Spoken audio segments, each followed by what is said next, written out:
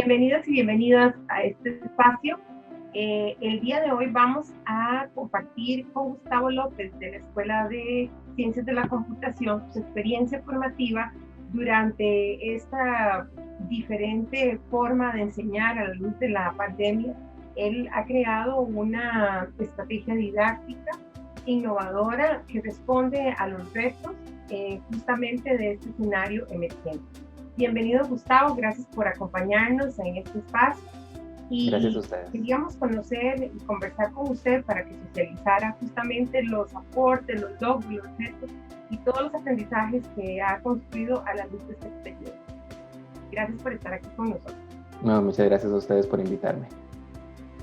Primeramente queríamos conocer acerca de los retos que se le presentaron. Se presentan no solo a usted, sino en el contexto general de los docentes al hacer esta transformación, esta movilización de un escenario tradicional, presencial, a uno completamente virtual. Uh-huh. Bueno, yo creo que los seres humanos somos muy sociales, ¿verdad? Y me parece que la virtualidad y las clases virtuales particularmente, la principal dificultad que han traído es la incapacidad que tenemos muchos docentes de percibir el estado de un grupo de personas o de un grupo de estudiantes como normalmente lo hacíamos, ¿verdad? Históricamente uno, cuando está dando una clase, está dando una lección, está incluso haciendo una actividad, percibe el ambiente y ahora lamentablemente a través de la tecnología ese ambiente no se puede replicar. Y pienso que esa es una de las principales dificultades a las que nos estamos enfrentando, comprender verdaderamente qué sienten y qué están pensando los estudiantes durante los periodos de lección y durante los periodos de clase que llevan con nosotros. ¿Cuál fue su inspiración para desarrollar esta estrategia didáctica? En el marco de trabajo que nosotros utilizamos en los procesos de desarrollo de productos de software, utilizamos una metodología o un marco de trabajo que se basa en 3 pilares, que son la inspección, la adaptación y la transparencia. Ese marco de trabajo se llama Scrum.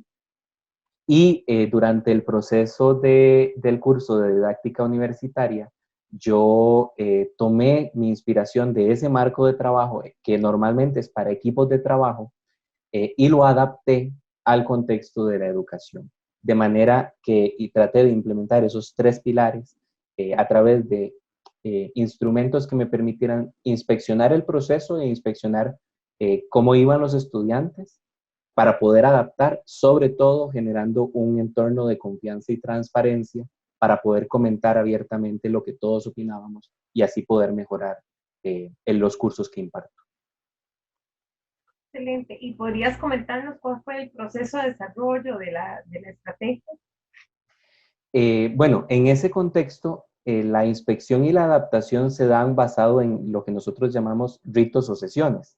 Y entonces para eso lo que monté o lo que tratamos de instaurar fue una sesión particular dentro del contexto del curso en el que los estudiantes pudieran hacer un tipo de conversatorio guiado a través de actividades para expresar cómo se sentían con respecto a todo, ¿verdad? Con respecto a sus vidas personales, con respecto al curso, con respecto a la dinámica conmigo como docente. Y para eso entonces sistematizamos algunas actividades que me gustaría compartir. Voy a compartir entonces pantalla para que las puedan ver. En esta, por ejemplo, lo que hacemos es que los estudiantes apenas ingresan, les comento, apenas empezamos, les comento un poco de lo que vamos a hacer y entonces ellos pueden comentarnos cuáles son sus sentimientos. Esta es una herramienta que a mí me parece muy valiosa porque los estudiantes pueden expresar sus sentimientos de una manera más sistemática, que normalmente no lo pueden hacer con la virtualidad. También pasamos a un entorno de exploración de cómo se sienten los estudiantes con respecto al curso. Y a través de esta actividad yo les explico que cada uno de estos cuadrantes representa cómo se sienten ellos con respecto al curso. Por ejemplo, si son exploradores y quieren venir a aportar, o si son compradores y en realidad quieren venir a ver qué les decimos para ver qué se llevan. Si algunos son vacacionistas y en realidad están aquí porque tienen que estar, pero desearían estar en otro lugar. Y finalmente los que se sienten prisioneros del curso. que no quisieran llevarlo, pero al final están ahí porque lo tienen que hacer. Esta actividad la hacemos anónima, entonces los estudiantes responden con mucha honestidad y mucha transparencia y muchos de ellos, una vez que marcan su respuesta, se animan a compartir por qué tienen esas opiniones. Otra actividad que preparamos dentro de la estrategia es una que le ayuda a los estudiantes a priorizar, a establecer sus prioridades. En este caso yo les digo, vean, pongan en esta filmina, lo hacemos a través de una herramienta colaborativa donde todos pueden estar escribiendo, y yo les digo, pongan en esta filmina todas las cosas que tienen en su cabeza en este momento que deben hacer. Y luego traten de definir qué es más importante, qué es menos importante y qué es más fácil y qué es pues más difícil. Y entonces a través de este instrumento trato de apoyarlos para que definan un orden para hacer las cosas y que todo sea más sencillo. Por supuesto, esta misma estrategia la utilizamos en el curso para todas las actividades que ellos deben realizar. Usamos dos técnicas, ya casi terminando, usamos dos técnicas para valorar qué ha salido bien y qué ha salido mal y qué ideas tienen los estudiantes con respecto al curso, con respecto a las evaluaciones.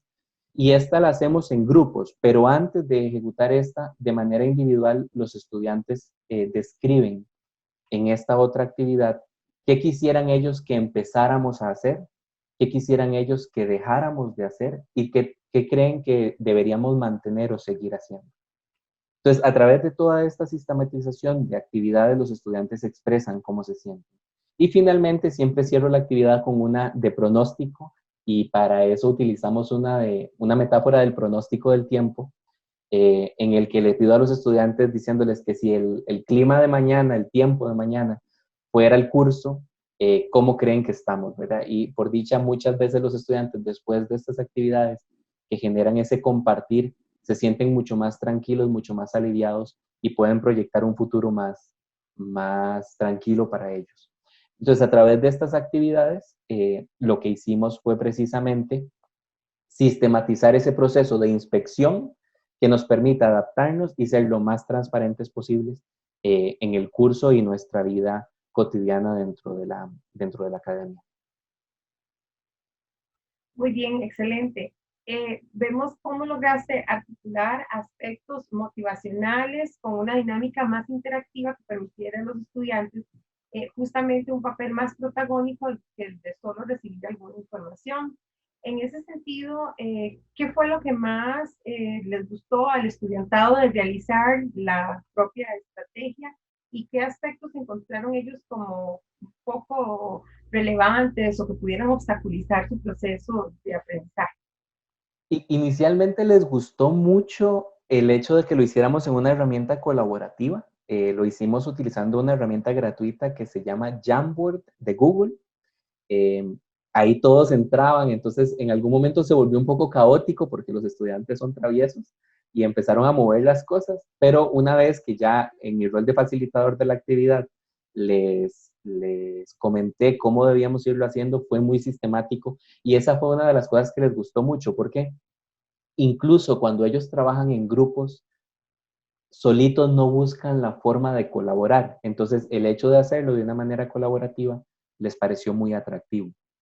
Y con respecto a la estrategia, creo que la principal dificultad es lograr que el entorno sea de suficiente confianza como para que los resultados muestren las verdaderas opiniones de los estudiantes. Eh, por ejemplo, esta actividad la hice en el semestre en dos ocasiones. Y en la primera ocasión fue mucho más rígida y estructurada porque los estudiantes no se sentían con esa confianza, pero ya en la segunda iteración de la actividad, pues fue mucho más abierto porque ya había una confianza en el grupo. Excelente. Y eso desde la perspectiva del estudiantado, que evidentemente, ¿verdad?, se sienten más integrados en el espacio formativo, a pesar de que estábamos en un escenario virtual. Lograr esa interacción, ¿verdad?, es importante para darle un protagonismo a su papel. Y desde el punto de vista docente, ¿qué aprendizajes, qué retos, qué perspectivas ves en relación con la experiencia construida a la luz de ese espacio formativo, dentro del curso didáctica y todo lo que aprendiste? Yo me llevo de esta estrategia que logramos construir que tenemos que ser capaces de adaptarnos más rápido.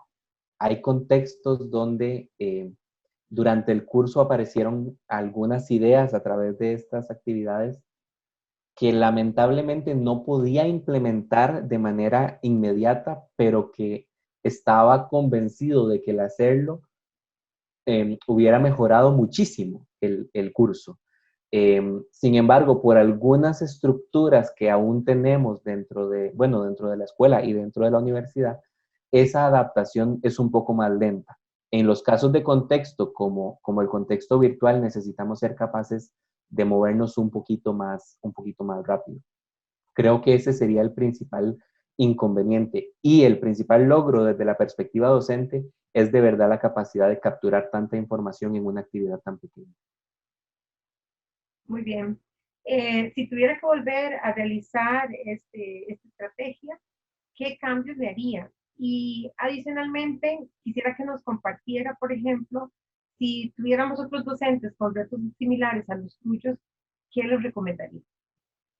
Creo que tenemos que capturar la esencia de la actividad y entender que el proceso de inspección y adaptación tiene que ser continuo. Entonces, lo principal que cambiaría es el momento en el que se hace. Este tipo de actividades se deben hacer de manera continua durante el semestre.